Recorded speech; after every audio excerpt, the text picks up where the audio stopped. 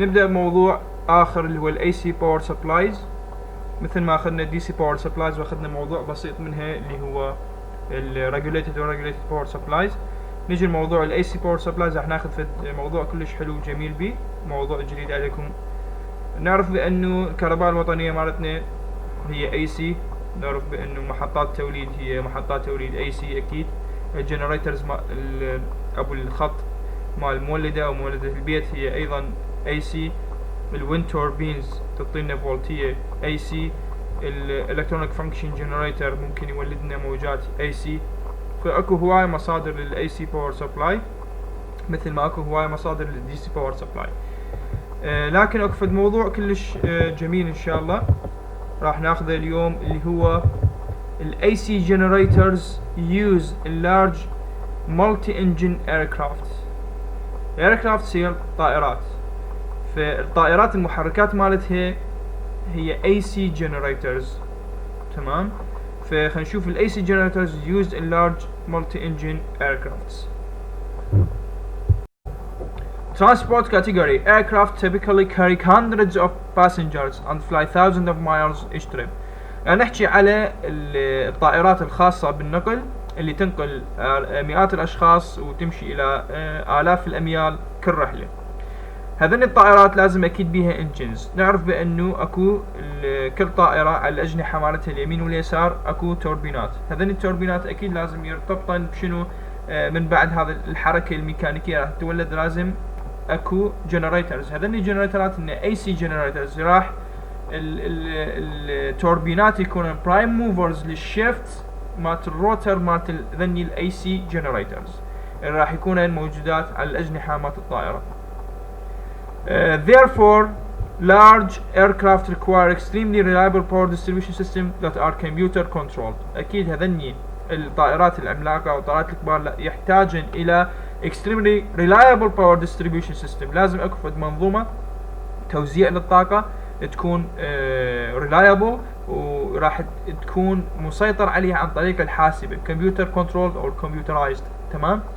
These aircraft have multiple power sources، مثل ما قلنا AC generators. هذني الطائرات راح يحتوون على multiple power sources، مو power sources واحد، مو generator واحد، راح يحتوون على أكثر من generator. مثل ما قلنا إذا فرضا الطائرة تحتوي على 2 توربين، هذين 2 توربين راح يكونن هنا prime movers المن للشيفت مالت الروتر مالت ال AC generators. فرضا على كل جناح اكو واحد AC generator. تمام، أو موجود داخل الطائرة ممكن، لكن بأنه الشيفت مالتي راح يتحرك عن طريق التوربين. زين، ممكن عندنا اكثر وليس بس فقط 2. يعني and a typical airline contains 2 or more than AC generator driven by the aircraft turbine engines. مو بس واحد، ممكن عندك اكثر من واحد.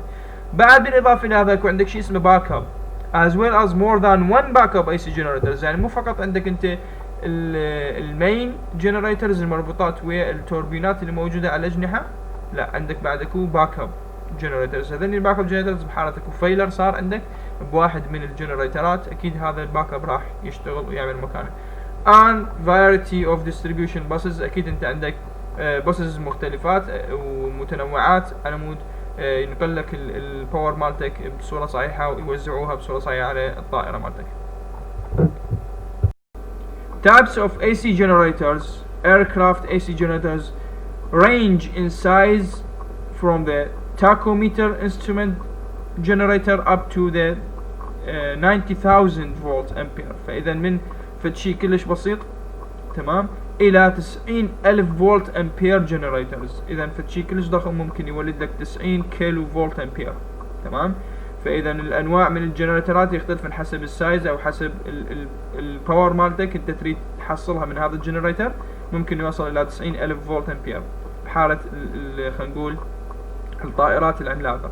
Generators are categorized as either brush type or brushless. وهذين الجنريترات اللي هن الاي سي يصنفن الى نوعين، يا اما بانه هو brush او brushless generator regardless of weight, shape or rating. يعني ما له علاقة خلينا نقول هسه بالوزن ولا بالشكل ولا بالمقدار الريتنج مالته مالت الباور.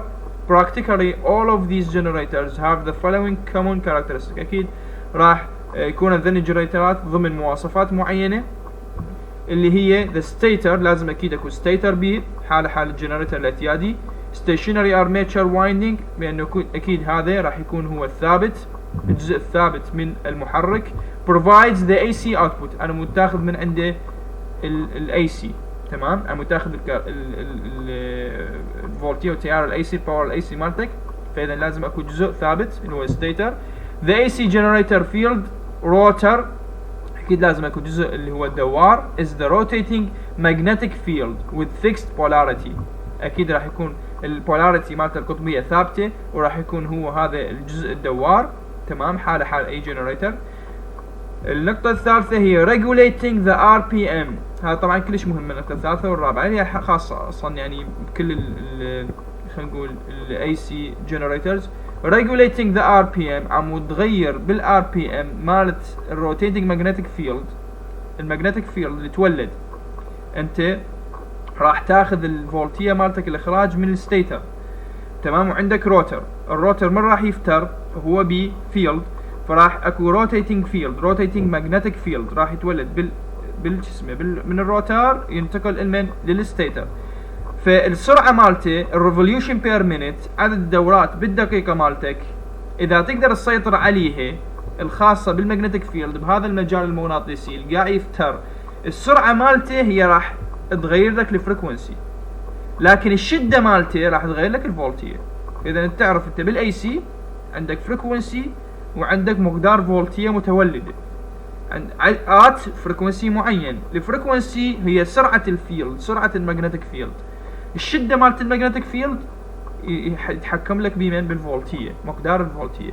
فهنا كاتب لك اياه regulating the RPM، اذا تقدر تسيطر على الريفوليوشن بير مينيت of the rotating magnetic field بالمجال المغناطيسي اللي قاعد يفتر، اللي هو تولد اللي قاعد يفتر، controls the voltage frequency. لكن controlling the strength of the magnetic field، اذا تقدر تسيطر على شدة المجال المغناطيسي، تمام، راح تقدر تسيطر على من؟ على فولتيه، على فولتيه الاخراج مالتك. فاذا هو يتكون من جزء ثابت، يتكون من جزء دوار. اذا انت تقدر تسيطر على RPM مالت الماجنتيك فيلد، روتيتنج ماجنتيك فيلد، فانت راح تقدر تسيطر على الفريكونسي المنتج، يعني انت عندك AC جنريتر. واذا تقدر تسيطر على شدة المجال المغناطيسي، تمام، فانت قاعد تقدر تسيطر على قوة الفولتية مالتك اللي خارجة من AC جنريتر اللي هو من الستيتر، تمام. Present military specifications require the basic aircraft AC power system produce voltage with a value of 120 فولت. بحالة الطائرات اللي هي تستخدم للأغراض العسكرية، فإنه الفولتية الإخراج مالتك مالت ال AC جنريتر راح تكون 120 فولت. طبعا بهذا الشابتر خاصة بال AC جنريترز اكو معلومات عامة مهمة حلوة راح تفيدك أكثر ما هي معلومات، يعني ما راح تلقى بيها مسائل وإنما شغلات شرحية. فأنت سعرفت بأنه المحركات مالت الطائرات هي AC جنريترز، هن نوعين، برش وبرشد او برشد. يعني المحركات الطائرة اكو بيها توربينات، راح هي هاي التوربينات راح تكون رأس التوليد للجنريترز، على مود تفر الشيفت مالت الروتر، على مود الستيتر يصير عنده بروديوس AC فولتج. تعرف بانه انت ما دام عندك توربينات اثنين فرضا بالطائرة، انت عندك محركات اثنين واكو شيء اسمه محرك باك اب، تمام.